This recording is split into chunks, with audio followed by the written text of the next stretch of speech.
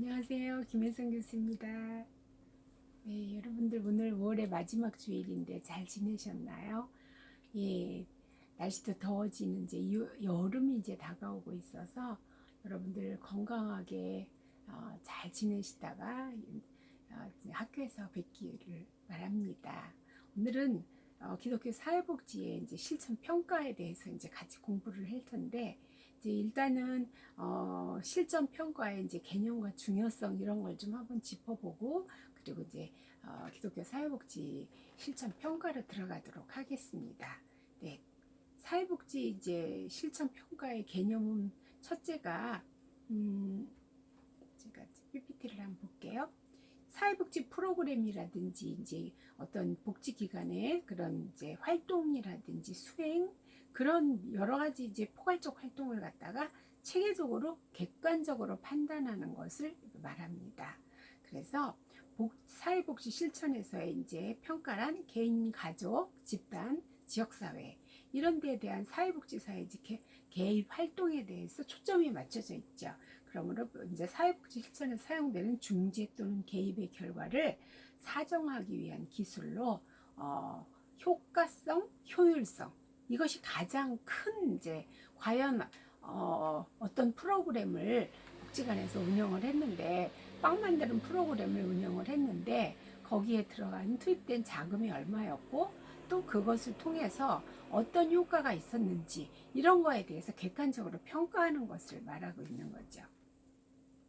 네, 이 복지평가의 중요성은 첫째가 사회복지 서비스의 양적 팽창이 굉장히 커졌잖아요. 그래서 과연 이제 이게 국가에서 하는 이제 그 복지 기금을 가지고 복지 이제 세금을 갖다가 이제 복지에 얼마를 쓰겠다는 그 자원을 이제 가지고 할당이 돼서 이제 각 기관에서 이제 그걸 또 받아서 집행을 하고 이렇게 하는데 이런 이제 양적 팽창이 이렇게 늘어나는데 과연 그 자원을 아주 적절하게 사용을 하고 그리고 그것이 최소한의 비용으로 최대 효과를 냈는지 이런 거에 대한 거를 갖다가 이제 객관적으로 평가를 하는 거죠. 그래서 이 자원들이 할당된 자원들이 효과적으로 사용되고 있는지에 대한 신뢰성 검증을 요구하고 있죠.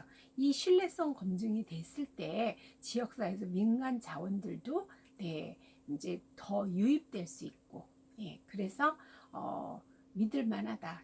우리가 여러 가지 그 기독교 이제 방송에서 나오는 여러 가지 이제 기아라든지 뭐 여러 도울 수 있는 그런 이제 형편에 도와야 되는 형편에 있는 사람들이 굉장히 많잖아요. 그런데 과연 내가 이거를 돈을 갖다 매달 기부했을 때 이 돈이 과연 얼마나 적절하게 꼭 필요한 아이들한테 쓰여질 것인가. 여기에 대한 이 신뢰성이 이게 이제 희박하다 보니까 그걸 하고든 싶은데 자꾸 주춤주춤하게 되는 이런 게 있잖아요. 매스컴에 요즘에 나온 그 일본의 그 위안부 할머니를 이용했다 국회의원 누구가 이제 뭐 이렇게 언론에서 계속 이러는데 진실의 공방이 이제 어디에 있든지 간에 일단은 그렇게 되면 그분들을 돕기 위해서 정말 기부를 하고 이렇게 한 사람들의 실망감 다시 하고 싶지 않을 것 같은 그런 우리가 이제 많이 이런 신뢰성이 지금 많이 떨어진 사회이기 때문에 이제 이런 그 평가를 통해서 신뢰 검증을 요구하고 있는 거죠. 두 번째가 이제 평가를 위한 법적 근거가 마련이 되었고요. 세 번째가 사회복지 내부에서 성숙되어 온 평가의 필요성과 이해의 증대를 들 수가 있습니다. 근데 사회복지사가 활동을 하고 거기에 맞는 평가를 좋게 받아서 그 프로그램이 어떤 프로그램을 개발해 가지고 그걸 해봤는데 네, 실천해 보니까 그 프로그램에 대한 효과가 아주 좋고 클라이언트들의 반응이 아주 좋고 네, 이랬을 때 그 피드백이 있죠. 그러면 이제 사회복지사도 힘이 나는 거죠. 그래서 좀 더 이제 질적으로 우수하게 그 다음 프로그램에서는 조금 더 이제 질적으로 우수하게 이제 그렇게 프로그램을 진행할 수도 있고 이런 여러 가지 내부적인 이런 이제 피드백을 받음으로 인해서 이제 힘이 나가지고 열심으로 일할 수 있는 그런 이제 자원이 되기 때문에 이제 사회복지 내부에서 이제 그런 성숙되어 오는 어떤 평가의 필요성과 이런 거를 들 수 있겠습니다. 사회복지 실천 평가의 이유는 전문직으로서의 책임성을 증진하고요. 두 번째가 사회복지 실천의 어떤 틀을 제공해주고, 그 다음에 세 번째가 사회복지 실천 활동을 활용 가능한 지식의 구축. 네, 이거 객관적으로 이제 어떤 거를 활동한 걸 평가를 해서 그것이 자료로 돼 있을 때 그게 하나의 지식으로 축적이 되잖아요. 그래서 우리나라는 인버간 운동으로부터 시작해서 이제 미국으로 건너와서 또 우리나라로 이렇게 이제 들어왔잖아요. 그래서 사실은 그 연륜이 짧다고 봐야 되겠죠. 네, 그래서 이런 이제 데이터베이스가 좀 많이 쌓이지 않았다고 볼 수가 있죠. 그래서 이런 지식의 구축, 그 다음에 사회복지 실천 서비스나 원조 사례와 프로그램에 대한 피드백, 네, 이거를 이제 볼 수가 있겠습니다. 그래서 평가의 이유를 이제 보면은, 네, 그 사회복지사가 이제 수행하는 과학적인 평가 방법은 사회복지사의 원조 활동의 틀, 가이드라인을 제공을 하는 거죠. 그래서 모든 복지사는 과학적인 평가 기법을 학습해서 개개인의 실천에 적용하고 이를 통해서 실천 방법을 개선해야 된다. 사실은 객관적으로 이렇게 하는 게 가장 좋은데 사회복지는 객관성만 가지고는 하기가 조금 어려운 부분이 있죠. 간호학과, 사회복지와 상담 이쪽은 질적인 거가 이제 과학적으로 증명이 안 되잖아요. 어떤 사람이 매우 지금 낙담하고 좌절해 있는데 어떤 프로그램을 통해서 그 사람이 희망을 얻었다. 그러면 그 희망에 그걸 어떻게 객관적으로 그거를 평가를 할 수 있겠어요. 그래서 이런 부분에서는 이제 근데 양쪽으로 이제 하는 거는 객관적으로 이게 가능하죠. 그래서 원조 활동의 가이드라인을 제공하는 거죠. 그리고 사회복지사가 이제 책임감 있는 실천을 위해서 그 정말 그 효과적인 측정 이런 거 그래서 뭐 자금 제공자라든지 또 다른 사회복지 전문가라든지 복지정책 담당자에게 이런 이제 책임성을 이제 증가를 시키는 거죠. 그래서 객관적으로 인정받을 수 있도록 평가를 통해서 그 효과성과 효율성을 이제 검증받을 필요가 있는 거죠. 세 번째가 실천에 활용한 가능한 지식의 구축이잖아요. 그래서 이제 전문 지식 개발과 향상의 필수적이죠. 사회복지의 새로운 개념을 제공하고 추상적인 개념과 이론을 구체화시켜서 네, 그런 어떤 실천 방법 기술에 대해서 신뢰할 만한 정보를 제공하면서 사회복지사의 실천 능력을 증진시켜 준다 이렇게 볼 수 있고요. 이제 이런 피드백 조금 아까도 얘기했듯이 특정 문제에 대한 효과적인 원조 방법이나 기법을 개발하고 평가하는 실증적 연구가 필요하죠. 그래서 클라이언트의 원조 계획을 변경하거나 서비스의 종료를 결정할 때에도 평가는 중요한 역할을 하죠. 네, 그래서 사회복지사가 자신이 개입한 내용을 과학적 틀에 평가해 봄으로써 반성의 기회도 갖고 또한 이런 평가 결과를 바탕으로 최선의 원조 서비스를 선택해서 클라이언트에게 제공할 의무가 있죠. 네, 그래서 이렇게 이제 보겠습니다. 또 네, 사회복지 실천 평가의 유형은 양적, 질적, 형성, 총괄, 결과평가, 평가적 평가 이렇게 이제 평가적 연구 이렇게 볼 수 있겠습니다. 양적은 지금 금방 얘기했듯이 객관적으로 볼 수 있는 거 이거를 갖다 양적 평가라고 그러고 질적 평가는 주관적인 현상이에요. 내가 무엇을 경험했는지, 내가 슬펐는지, 내가 얼만큼 좌절을 했는지 그런 거에 대한 거를 갖다가 그런 질적으로는 사실 볼 수 없죠. 그러나 이제 그래서 이게 객관적으로 이렇게 계량화할 수 있는 것만이 다는 아니기 때문에 이제 또 그리고 형성 평가는요. 프로그램이 처음에 시작해서 중도에 이제 하는 걸 형성평가라고 그러고, 총괄평가는 어떤 프로그램이 다 끝났을 때 이 프로그램에 대해서 총체적으로 이제 평가를 하는 거죠. 그래서 이 프로그램의 효과가 얼마나 있었으며, 그 다음에 이제 끝나고 나서 이 프로그램이 만약에 이 얘기를 어떤 아버지 학교를 운영을 했다. 아버지 영어 학교를 프로그램을 운영했다. 그러면 이게 효과가 어느 정도 있었는지 이런 걸 갖다가 총괄적으로 평가를 해서 그 가족들까지도 평가할 수 있는 거잖아요. 그렇게 해서 이 프로그램을 계속 지속할 것인지 아니면 여기서 종결할 것인지 이런 걸 결정할 수가 있죠. 그 다음에 결과 평가와 평가적 연구가 있습니다. 그래서 이제 쭉 이제 설명을 드릴게요. 양적인 거는 자료의 속성이 개량화 가능한 거. 그 측정을 말하면서 많은 사례를 대상으로 이제 실시할 수 있고요. 질적 평가는 자료의 속성이 개량화가 곤란하죠. 왜냐하면 내가 마음이 아팠어요. 그거 어떻게 개량화할 수 있겠어요? 개인의 이제 주관적 현상의 정도와 수준을 갖다 평가하는 것으로 소수의 사례를 대상으로 합니다. 그래서 양적 평가는요, 굉장히 이제 사례가 굉장히 많고 인원이 많이 이제 투입이 되는데, 질적 평가는 저도 질적 연구를 했는데 보통 많아야 10명에서 12명이에요. 그 정도로 해서 공통적으로 나오는 어떤 현상을 갖다가 그걸로 이제 이거 너무 많으면, 자료가 너무 많으면 연구자가 너무 고생을 해요. 그래서 그 자료의 호수 속에서 이제 힘들죠.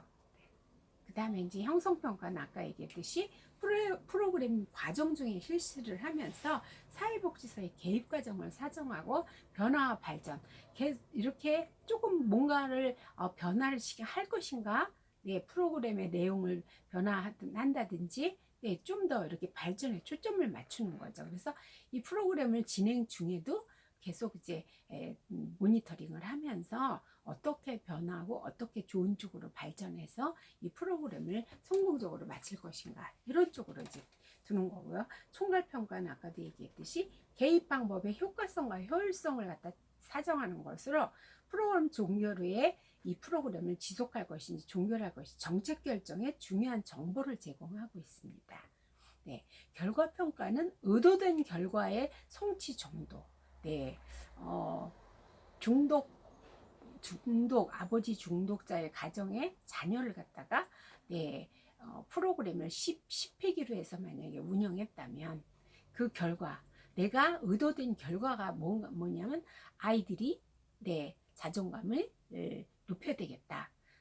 아이들이 가지고 있는 부끄러움, 그 아버지에 대한 수치심이라든지 이런 게 있다면 이걸 갖다가 이제 얼마큼 끌어올릴 것인가, 이거를 이제 수치심 이런 부분을 갖다가 이제 없애주면서 아이들이 자존감이 올라가도록 이렇게 해야 되겠다. 근데 실제로 이렇게 프로그램을 운영하고 나서 그런 걸 측정해 보니까 많이 이제 자기가 의도된 결과가 나왔다.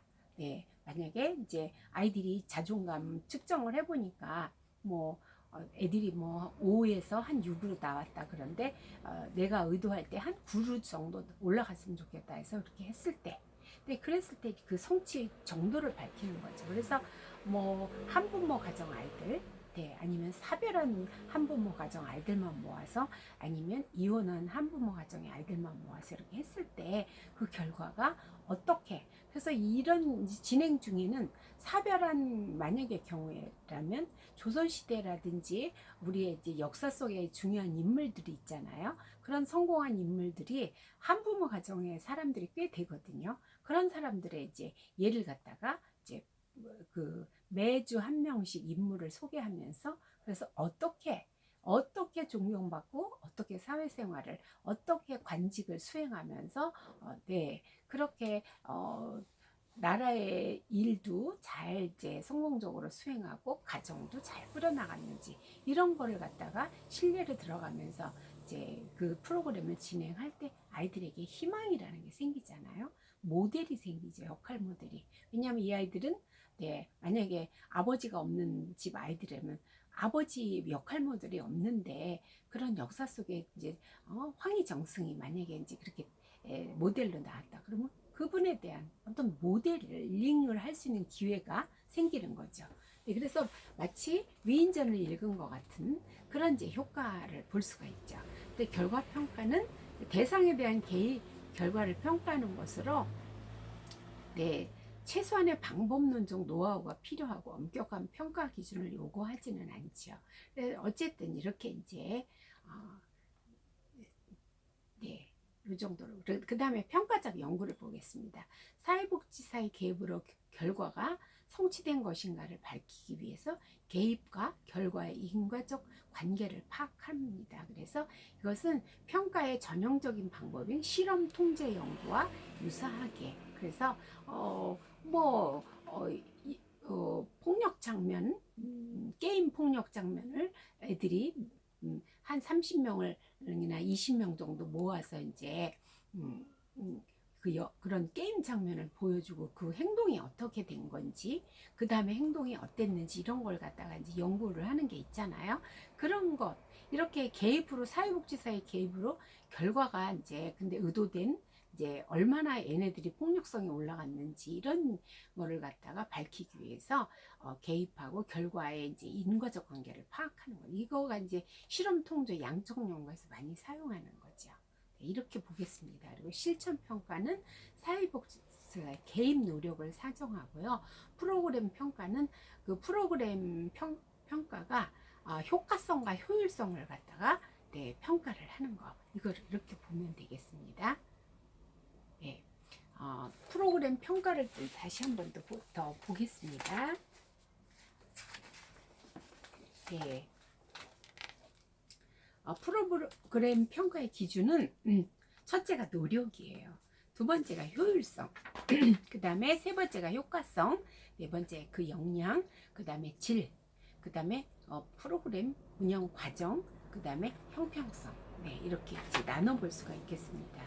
그래서 하나, 둘, 7가지로 이제 나눠봤습니다. 그래서 프로그램 활동의 노력은 프로그램 활동의 양을 보는데, 프로그램의 이제 투입 요소와 이의 전환 과정으로 단위 활동 수, 클라이언트의 수, 전문 지식과 기술의 소유와 활용 정도, 이건 전문 인력이 이제 얼마나 투입이 됐는지, 프로그램 예산 및 자원, 그 다음에 그 프로그램 기간 및 하위 활동들의 단위 기간, 그리고 프로그램 활동에 대한 전문 인력의 투입 기간, 이런 거를 이제 평가 요소로 보고요.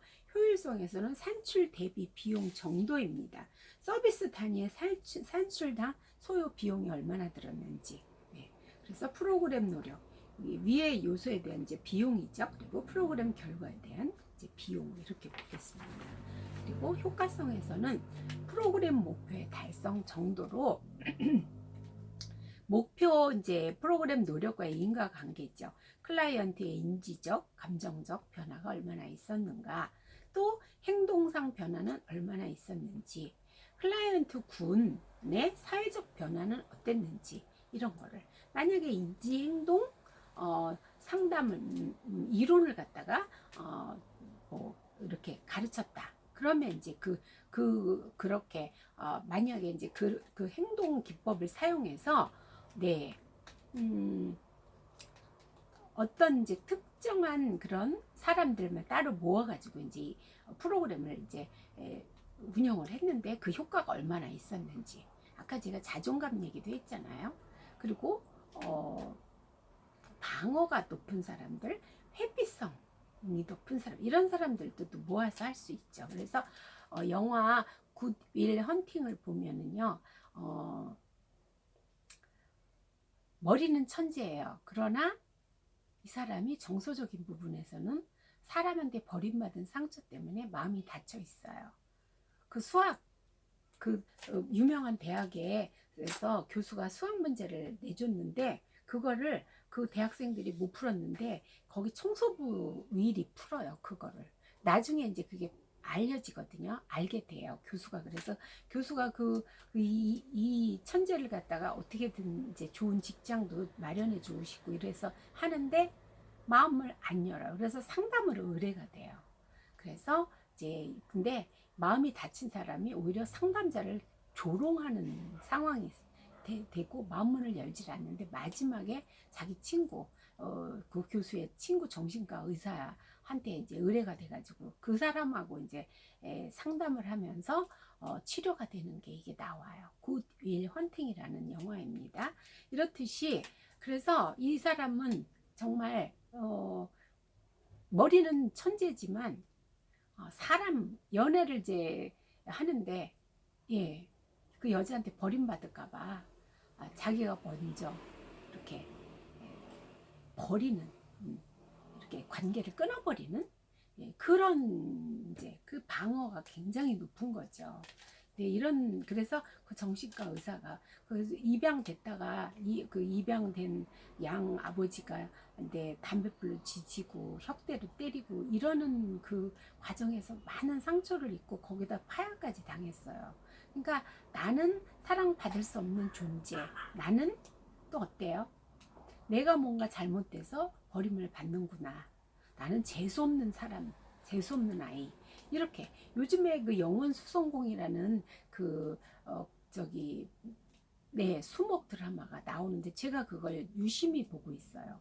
그 여자 연극을 하는 그 여자의 심리 그 과정을 보면은 거기도 파양당하고 그리고 정말 그양 엄마한테 생일이라고 찾아가서 하는데 너가 우리 집에 들어오고 나서부터 아빠가 뭐 병이 걸렸고 뭐 사업이 잘 안 됐고 뭐 너는 재수생애가 없는 애다. 정말 그런 말을 하는데 정말 너무나 내가 막 가슴이 쩌릿쩌릿한 거예요. 그 말을 통해서 이 어릴 때부터 그런 거를 통해서 오죽하면 파양을 했겠어요. 그 엄마가 재수없는 애라고.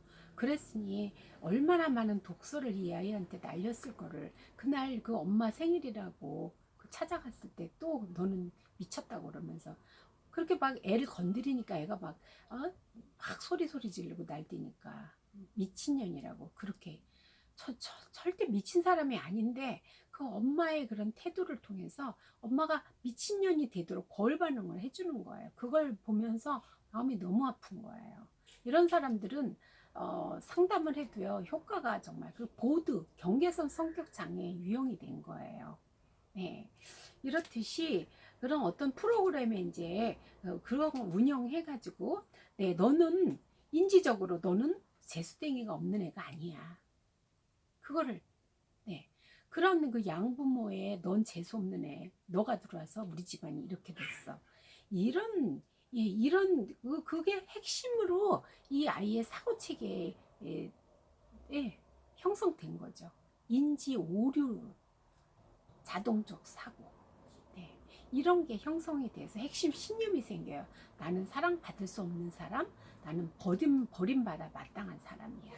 이렇게 이제 핵심 신념이 생기죠. 그러므로 나는 마땅히 어떻게 했어요? 얼마나 노력을 하겠어요? 사랑받기 위해서 얼마나 노력을 했겠어요? 그래서 이런 이제 또 아이들만 이렇게 모아서 보육원에 있다든지 이런 아이들에게 이제 찾아가는 이제 프로그램을 할 수도 있겠죠. 그 역량, 사회 문제나 클라이언트 욕구 변화에 미친 역량. 프로그램 노력과 사회적 지표 변화 간의 관계죠. 그래서 위험 집단, 표적 집단 내 변화 정도, 사회 지표상의 어떤 변화에 대해 실증적 기대 정도. 그래서 어떤 영향을 그 프로그램이 미쳤는지를 보는 거죠. 질적인 거예요. 프로그램의 전문성이죠. 프로그램 제공자의 전문성이 높을수록 서비스 질이 높아지겠죠. 그래서 인력의 전문 자격 소유 여부 이런 것도 이제 보고요. 프로그램에서 활용하고 있는 전문 지식과 기술의 발전 상태를 이제 또 평가할 수 있고요. 과정이죠. 프로그램 과정에서 운영상의 매개체. 그래서 하위 목표들의 이제 달성 정도와 연계성 그리고 프로그램 결과 사이의 역량 정도의 차이 이런 거를 볼 수 있고요.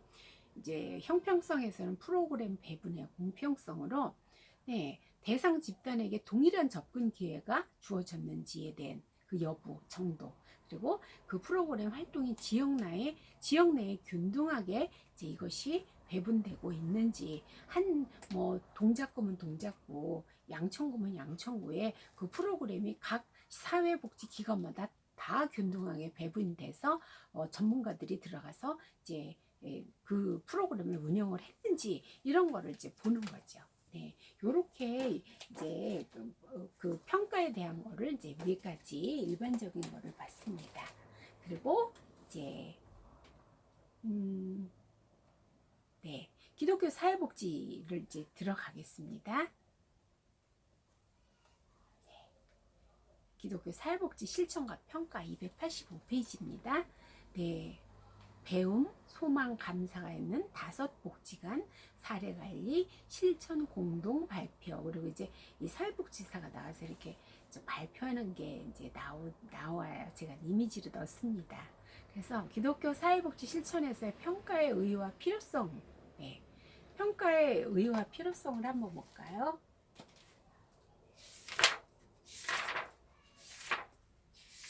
네, 기독교 사회복지 실천과 평가를 보겠습니다.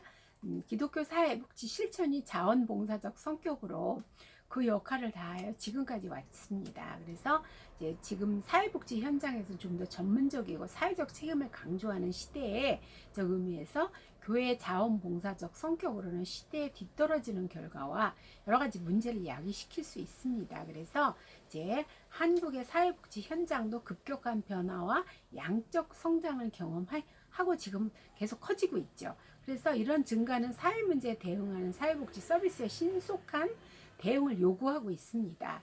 이러한 사회 문제들을 완화하기 위해서 다양하고 적합한 사회복지 서비스 적용이 요구되고, 그리고 이제 과거와 같은 이제 구어성 사회복지가 아니라 실제적인 사회복지 서비스가 요구되고 있죠. 그래서 이제 사회복지 현장도 이런 책임성의 검증과 전문성의 제고를 위한 노력이 이제 필요한 거죠. 네, 이런 이제 그래서 사회복지 실천의 평가의 의의와 필요성에 대해서 한번 보겠습니다. 네, 기독교 사회복지 실천의 평가의 성격과 의미는 기본적으로 효과성, 효율성. 네, 이거는 네, 적절성을 확인하는 과정이라고도 할 수 있겠죠. 그래서 필요한 기준에 이를 통해서 필요한 기준이 설정되고 성과에 대한 검증, 그 다음에 비전을 달성하기 위한 변화유도, 사회적 책임성의 달성 등과 같은 기능을 한다고 볼 수가 있겠습니다.